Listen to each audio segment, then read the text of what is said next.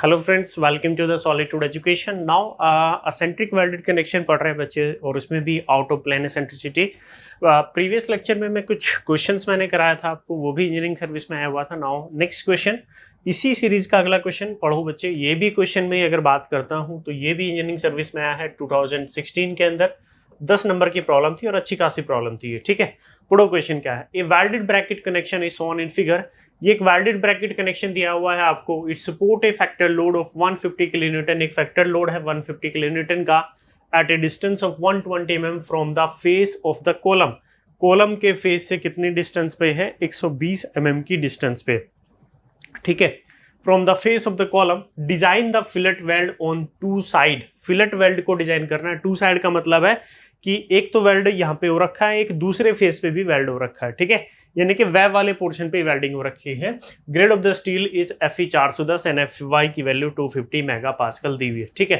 बाकी सब चीजें भूल जाओ बच्चे। कनेक्शन दिया हुआ है, एक एसेंट्रिक लोड लगा है 150 किलोन्यूटन का 120 mm की एसेंट्रिसिटी पे, ठीक है। अब ये ब्रैकेट है, इसकी थिकनेस दे रखी है 12 mm। उसने बोला है डिजाइन द कनेक्शन, ठीक है। उसने, अब देखो क्वेश्चन को ध्यान से सुनो।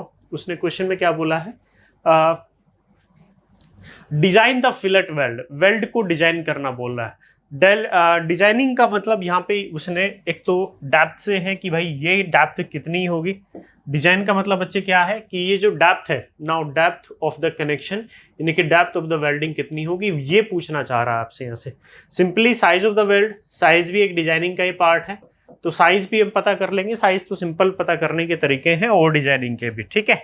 तो हमें बेसिकली निकालनी है कि ये डेप्थ, ब्रैकेट पे डेप्थ कितनी होगी, ठीक है। कनेक्शन पे, वेल्डिंग कनेक्शन की डेप्थ कितनी होगी। साइज तो मैं निकाल सकता हूं कैसे? मेरे को मिनिमम पता है कि minimum size of the weld कितना लेते हैं और मैक्सिमम साइज कितना लेते हैं, वो मेरे को पता है। भाई इसके बारे में तो दिया नहीं है, कॉलम सेक्शन के बारे में उसने कोई इन्फॉर्मेशन नहीं दिया आपको, तो इसका तो भूल जाओ। उसने ये दिया है कि ये जो ब्रैकेट कनेक्शन अटैच है, इसकी थिकनेस कितनी है बच्चे? इसकी थिकनेस आपकी 12 mm। ये जो ब्रैकेट कनेक्शन अटैच है, इस ब्रैकेट कनेक्शन की थिकनेस कितनी दी है?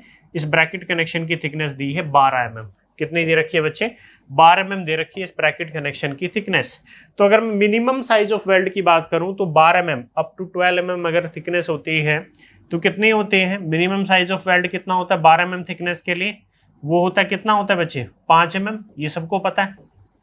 अगर 12 mm थिकनेस होती है तो मिनिमम साइज ऑफ वेल्ड कितना होता है? 5 mm। और मैक्सिमम कैसे निकालते हैं? Now maximum thickness of thinner plate कितनी दी है? 12 माइनस 1.5, ऐसे ही निकालते हैं। तो ये कितना आ गया बच्चे? Now 10.5 mm। Now 10.5 mm। तो जो वेल्ड साइज है मैक्सिमम 5 mm ले सकते, सॉरी मिनिमम 5 mm ले सकते हैं, और मैक्सिमम कितना अडॉप्ट कर सकते हैं बच्चे? मैक्सिमम ले सकता हूं मैं 10.5 mm। क्लियर है? इतनी बात समझ में आ गई सबको? अरे इतनी बात समझ में आई कि जो मिनिमम साइज है वो मैं 5 mm ले सकता हूं और मैक्सिमम साइज जो मैं ले सकता हूं वो 10.5 mm ले सकता हूं। तो मैं इन दोनों के बीच में एक वैल्यू कंसिडर कर लेता हूं और मैंने बोल दिया कि भाई मैं जो वेल्ड साइज लेने जा रहा हूं एस, वो मैंने कितना ले लिया? मैं 10 mm प्रोवाइड कर दिया। कितना ले लिया बच्चे? मैंने 10 mm मैंने प्रोवाइड कर दिया। क्लियर हुआ? तो ये तो मेरे वेल्ड साइज की बात हो गई, ये मेरे वेल्ड साइज की बात हो गई। अब ऐसा मत करना, अगर वो क्वेश्चन में आपको स्पेशली बोले कि वेल्ड साइज निकालो कितना होगा और आप बोलो सर मिनिमम इतना मैक्सिमम इतना, 2 लाइन में आंसर खत्म करके आ जाओ, तो आपको कोई नंबर नहीं मिलेंगे वहां पे, क्योंकि मेरी मजबूरी है, मेरे को डी निकालना है। मेरे पास एक ही प्रोसेस होता है एसेंट्रिक वेल्डेड कनेक्शन को सॉल्व करने का, और वो प्रोसेस क्या है? Resultant stress is less than equal to permissible stress. उसके अलावा कोई भी तरीका नहीं है, और उसमें एक ही अननोन निकल सकता है, या तो डी निकलेगा या एस निकलेगा। जब डी नहीं पता तो एस में कैसे निकाल लूंगा? अगर एस पता है तो डी एस, अगर मेरे को डी निकालना है तो एस का पता होना जरूरी है ना भाई, तो एस में ऐसे निकाल लूंगा। मैं वेल्डिंग का कनेक्शन, मेरे हाथ में डिजाइनिंग, मैं ऐसे भी डिसाइड कर सकता हूँ। क्लियर है बात?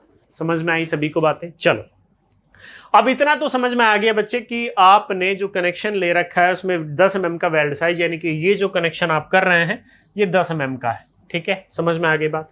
अब मेरे को इसने बोला कि दोनों फेज पे वेल्डिंग हो रखी है। दोनों फेज की वेल्डिंग का मतलब क्या है वो भी मैं आपको समझा देता हूं।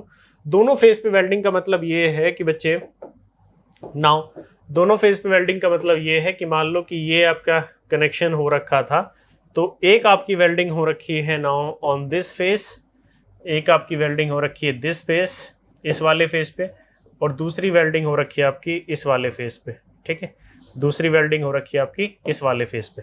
क्लियर? अरे क्लियर है ना? इसकी जो डेप्थ दी है ना, वेल्डिंग की जो डेप्थ दी है ये भी डी है और इधर भी डी है। वेल्डिंग की थिकनेस मैंने मान ली, थ्रोट थिकनेस लेते हैं हमेशा, इसकी भी बच्चे मैंने थ्रोट थिकनेस बोल दी कि टी है। Now T is the throat thickness और इसकी भी थ्रोट थिकनेस मैंने ले ली कि दैट इज स्मॉल टी। इसकी भी थ्रोट थिकनेस टी है और उसकी भी थ्रोट थिकनेस टी है। क्लियर हुआ? समझ में आई बात? इसकी भी थ्रोट थिकनेस टी है और इसकी भी थ्रोट थिकनेस टी है। समझ में आए? अब मुझे पता है कि भाई कनेक्शन है, ये लोड है, सॉरी ये कनेक्शन है। इस कनेक्शन पे होगा क्या, जब मैं इस लोड को ट्रांसफर करूंगा तो यहाँ पे ये एक लोड आएगा 150 का और एक मेरा मोमेंट आएगा। मोमेंट कितना होगा? लोड इंटू एसेंट्रिसिटी, और यहाँ पे एक लोड। इस लोड की वजह से, ये जो लोड लगा है मेरा डायरेक्ट लोड PU, इसकी वजह से मेरी एक डायरेक्ट शियर स्ट्रेस प्रोड्यूस होगी और डायरेक्ट शियर स्ट्रेस को मैंने बोला दैट इज F1। और इस बेंडिंग मोमेंट की वजह से आपकी बेंडिंग स्ट्रेसेस जनरेट होंगी और दैट इज F2। ये मैं ऑलरेडी क्लियर कर चुका हूँ। इन दोनों की जो कंबाइंड स्ट्रेसेस होगी वो मैंने बोल दिया दैट इज FR। चूंकि फैक्टर लोड की बात कर रहा है, क्वेश्चन LSM का है, तो कंबाइंड स्ट्रेसेस कैसे निकालते हैं वो ऑलरेडी मैंने प्रीवियस क्वेश्चन में आपसे डिस्कस कर चुका हूं। क्लियर हुआ बच्चे? अरे क्लियर हुआ? तो ये मेरी रिजल्टेंट स्ट्रेस भी आ गया, F1 भी पता आ गया मेरे को। एसेंट्रिसिटी कितनी है मेरी? 120 mm है। क्लियर है? नाउ अब दोनों को निकालते हैं। F1, अगर बच्चे मैं F1 की बात करूं तो F1 कैसे निकालते हैं? Load divided by area of weld, load divided by area of weld, ऐसे निकालते हैं। F1 कैसे निकालते हैं? Load divided by area of weld, ऐसे निकालते हैं ना। चलो देखते हैं कितना होता है। नाउ F1 लोड कितना है? फैक्टर लोड है बच्चे 150 किलोन्यूटन। किलोन्यूटन को न्यूटन में चेंज किया तो 10⁻³ से मल्टीप्लाई कर दिया, divided by area of weld. Area की अगर मैं बात करता हूं तो D इंटू टी इसका एरिया हो गया और D इंटू टी इसका एरिया होगा। T is the throat thickness, तो 2dt। नाउ 2dt ये क्या आ गया बच्चे मेरा? ये वैल्यू आ गई। Now this is the value of F1। ये किसकी वैल्यू आ गई बच्चे? F1 की वैल्यू आ गई। किसकी वैल्यू आ गई? ये F1 की वैल्यू आ गई। समझ में आई बात? चलो नेक्स्ट, F1 तो मैंने निकाल लिया, लेकिन F2 कैसे निकालूं? F2 कैसे कैलकुलेट करूंगा? तो F2 मेरे को पता है कैसे निकालते हैं। F2 होता है बच्चे M/I इंटू वाई, ऐसे निकालते हैं। M क्या है? मेरा बेंडिंग मोमेंट है। Now M is the bending moment. Load लगा था मेरा 150 किलो न्यूटन का, किलो न्यूटन को न्यूटन में चेंज कर लिया, into eccentricity. Eccentricity I think 120 mm दी है। एसेंट्रिसिटी कितनी दे रखी है? Now eccentricity is of 120 mm। ये कितनी दे रखी है? एसेंट्रिसिटी 120 mm दे रखी है। ठीक है, नाउ एसेंट्रिसिटी कितनी दे रखी है? 120 mm। Now divided by I is the moment of inertia. Moment of inertia निकालना है किसके अबाउट? न्यूट्रल एक्सिस के अबाउट। भाई ये रेक्टेंगुलर पोर्शन है, इसका मोमेंट ऑफ इनर्शिया इधर है और ये मेरा न्यूट्रल एक्सिस हो गया। थिकनेस T है, डेप्थ D है, तो T/D³ डिवाइडेड बाई 12, और इसका भी कितना होगा? नाउ T/D³ इतने का 12। ठीक है, तो 2 टाइम्स हो जाएगा अगर डबल लेगा तो 2 times of T/D³ divided by 12 हो गया। Now 2 times of T/D³ divided by 12। y क्या होता है? न्यूट्रल एक्सिस से अल्टरमोस्ट डिस्टेंस। y क्या होता है? न्यूट्रल एक्सिस से अल्टरमोस्ट डिस्टेंस। ये मेरा न्यूट्रल एक्सिस हो गया। न्यूट्रल एक्सिस से अल्टरमोस्ट डिस्टेंस कितनी हो गई? टोटल d है, तो ये इतना होगा बच्चे। Now it will be of d/2। It will be of d/2। Now it will be of d/2। It will be of d/2। Clear हुई बात? चलो d से मैंने d कैंसिल किया, ये 2 टाइम्स हो गया, पावर 2 रह जाएगी। 2 × 12 और ये कैंसिल किया, 2 × 6। तो मैं यहाँ से कैलकुलेट कर सकता हूँ कि बच्चे जो मेरा F2 आएगा, 3 ऊपर चला जाएगा। नाउ 3 मल्टीप्लाई में 150 इंटू 10⁻³ इंटू एसेंट्रिसिटी कितनी दी है? 120। Now divided by T। T क्या होता है? Throat thickness. और थ्रोट थिकनेस कितनी है? थ्रोट थिकनेस होती है बच्चे K इंटू S। K कितना होता है? 0.7। वेल्ड साइज लिया मैंने 10, तो ये कितना आ गया? Now 7 mm। कितना आ गया बच्चे? 7 mm। पुट कर दिया मैंने T की value. Now 7 into D²। 7 into D²। ठीक है, 7 इंटू D², यही आ गया ना। नाउ 7 इंटू D², देख लेते हैं एक बार।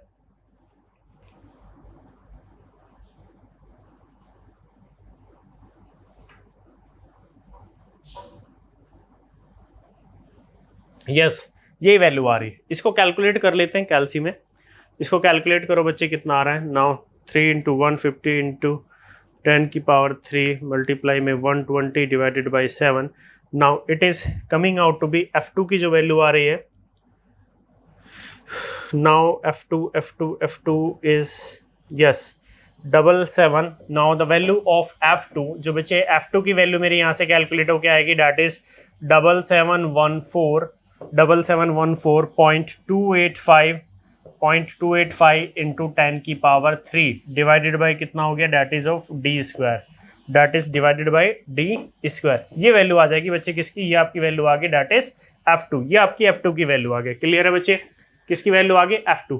लेकिन सिमिलर वे में अब यहाँ पे t की वैल्यू मैंने निकाल ली थी 7, तो यहाँ पे t की वैल्यू भी कितना पुट कर दो 7, तो यहाँ से F1 निकाल लो कितना आ रहा है. ठीक है, तो 7 दूनी 14 और 150 डिवाइडेड बाई 14, तो ये बेटा 10 पॉइंट आई थिंक आ रहा है 10 पॉइंट या 10,714 सीधे ही लिख सकते हैं, 10,714.285 divided by D. Now this is the value of F1. ये बच्चे F1 की वैल्यू आ जाएंगी. क्लियर हुआ, क्लियर हुआ बच्चे, अरे क्लियर हुआ. नाउ अब मुझे पता है, मुझे क्या पता है कि जो मेरी रिजल्टेंट स्ट्रेस होती है या कंबाइंड स्ट्रेस होती है FR, that should B LSM है. तो LSM के लिए कितना होता है, LSM के लिए रिजल्टेंट स्ट्रेस मेरी कितनी होती है, that is F square plus 3Q का स्क्वायर.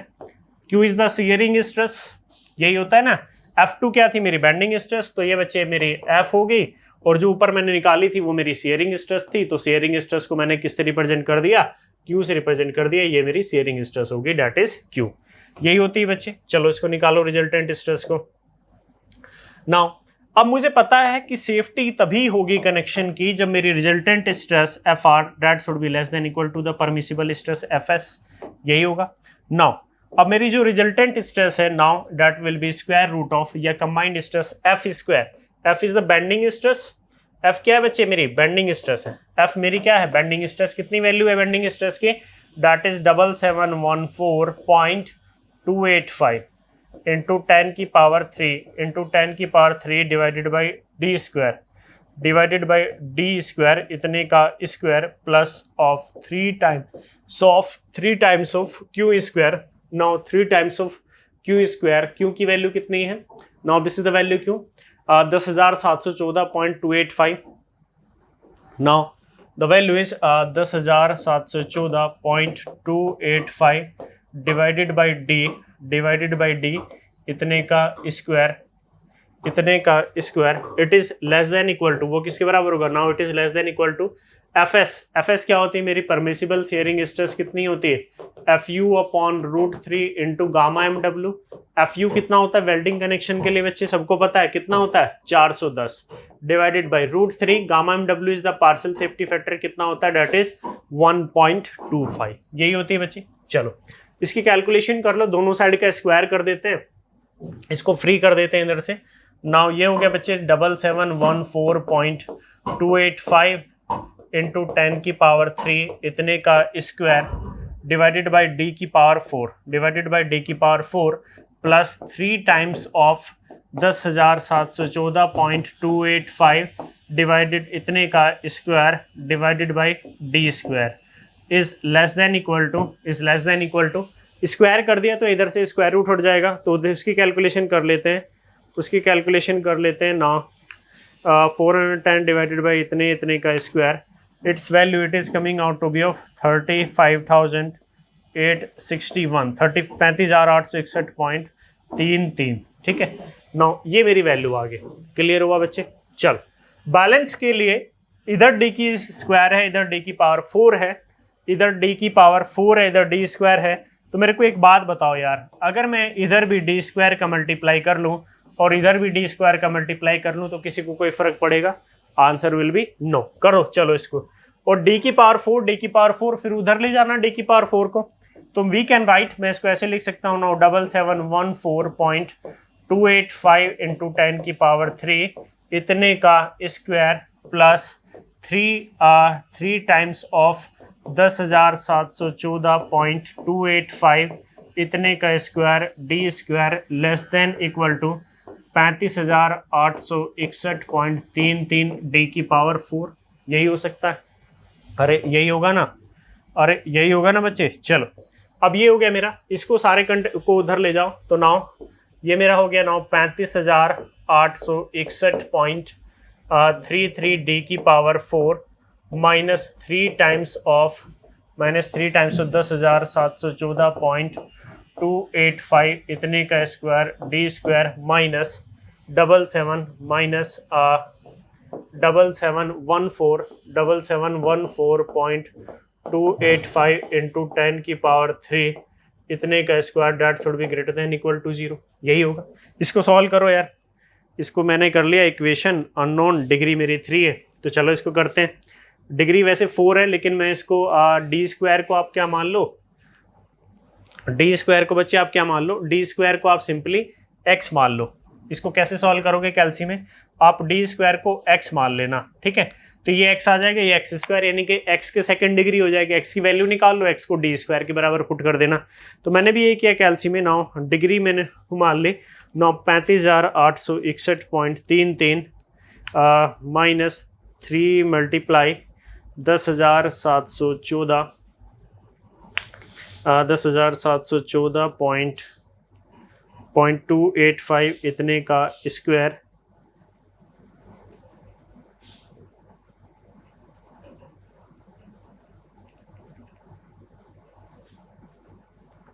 ठीक है, माइनस, ठीक है। नाउ सी की वैल्यू है बच्चे नाउ माइनस 7714.285 इंटू 10 की पावर 3 इतने का स्क्वायर, ठीक है। तो यहाँ से बच्चे मेरी जो डी की वैल्यू आ रही है D square, now D square की जो वैल्यू कैलकुलेट होने के बाद आ रही है, now D square should be greater than equal to X की वैल्यू आएगी, एक्स मेरा डी स्क्वायर के बराबर आ रहा है। नाउ 45,820 45,820.0562, ठीक है। ये मेरी वैल्यू आ रही है किसकी, now this is the value of D square, ठीक है। तो अगर मैं इसको कैलकुलेट करूं, नाउ स्क्वायर रूट ऑफ 45,820.0562, तो ये वैल्यू आ रही है 214.05 है, ठीक है। तो now D should be greater than equal to कितना होना चाहिए, नाउ 214.056 इतने mm, ठीक है। Now that should be greater than equal to इतने mm होना, ये मेरे डी की वैल्यू होनी चाहिए। Now that should be greater than equal to D should be greater than this, ठीक है। 214 से आने में तो आप ये कर सकते हो, आप लास्ट में ये लिख सकते हो कि प्रोवाइड, जो डी आप प्रोवाइड कर रहे हैं वो नियर अबाउट 215 mm कर रहे हैं। कितना कर रहे हैं बच्चे, 215 mm। बस यहीं पे मेरा आंसर क्लोज हो जाएगा। कर दिया आपने कनेक्शन डिजाइन, ठीक है।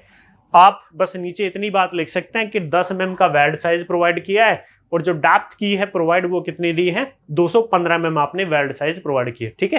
तो बस नीचे अगर लिखना चाहें तो एक बात लिख सकते हैं नाउ कि provide 10 mm weld size, provide 10 mm weld size with depth of 215 mm, ठीक है, 215 mm 10 mm का वेल्ड साइज प्रोवाइड करना है और विद डेप्थ कितनी डेप्थ लेनी है, 215 mm आपको बच्चे डेप्थ लेनी है। क्लियर है, 215 mm की डेप्थ और वेल्ड साइज कितना 10 mm। बस ये क्वेश्चन था, देखो कितना आसान क्वेश्चन है। कैलकुलेशन थोड़ी सी इन्वॉल्व थी इस क्वेश्चन के अंदर, लेकिन कोई ज्यादा बड़ा रॉकेट साइंस इस क्वेश्चन के अंदर इन्वॉल्व नहीं था। इसी तरह के क्वेश्चन बच्चे आपको मिलेंगे आपको एग्जाम में, ठीक है। एक क्वेश्चन ये मान के चलो कि यहाँ से आपको मिल जाएगा, ठीक है। चलो आप इस क्वेश्चन को नोट कर लो, या to note down this question, ठीक है। आप इस क्वेश्चन को कर सकते हैं, ठीक है बच्चे। You have to note down, आप पहले इतना पोर्शन नोट कर लो, you have to note down this portion, इतने पोर्शन को नोट करो, ये कर लिया। उसके बाद बच्चे ये वाला पोर्शन नोट कीजिएगा, एस मिनिमम एस मैक्सिमम, ये कर लिया। उसके बाद ये वाला पोर्शन नोट कीजिएगा, ठीक है। ये वाला पोर्शन नोट कर लीजिएगा, this is the value of small Q, ठीक है। ये वाला पोर्शन बच्चे नोट कर लीजिएगा। आफ्टर दैट F1 F2 कैसे निकाला मैंने बच्चे, ये वाला पोर्शन कर लीजिएगा। And last then you have to combined stress या रिजल्टेंट स्ट्रेस कैसे निकाला। Now this is and after that this calculation का क्या नोट करोगे यार, बस डी की वैल्यू सिंपली कैसे आगे, बस इतना कर सकते हैं आप, ठीक है बच्चे। बाकी वीडियो के डिस्क्रिप्शन में लिंक डाला होगा टेलीग्राम का और बाकी व्हाट्सएप ग्रुप का लिंक, यू कैन ज्वाइन, आप ज्वाइन कर सकते हैं, ठीक है। ओके, थैंक यू, मिलते हैं नेक्स्ट लेक्चर में।